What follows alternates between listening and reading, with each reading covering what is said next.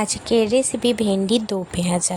উপকরণ লাগবে ভেন্ডি, দো পেঁয়াজার জন্য 2 রকম পেঁয়াজ, পাপড়ি করে রাখা পেঁয়াজ আর একটা পেঁয়াজ কোচানো, আদা বাটা, রসুন বাটা, হলুদ গুঁড়ো, জিরে গুঁড়ো, ধনে গুঁড়ো, লঙ্কা গুঁড়ো, লবণ এবং একটু টমেটো সস।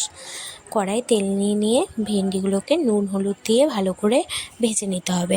একটু ভাজা হয়ে গেলে তার উপরে পাপড়ি করে রাখা পেঁয়াজগুলো দিয়ে ভালো করে ভেজে সরিয়ে রাখতে হবে।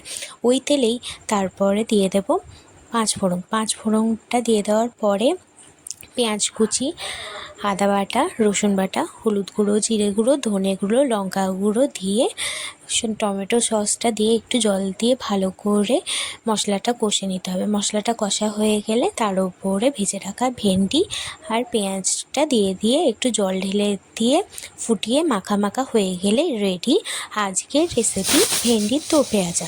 ভালো লাগলে সাবস্ক্রাইব করবেন।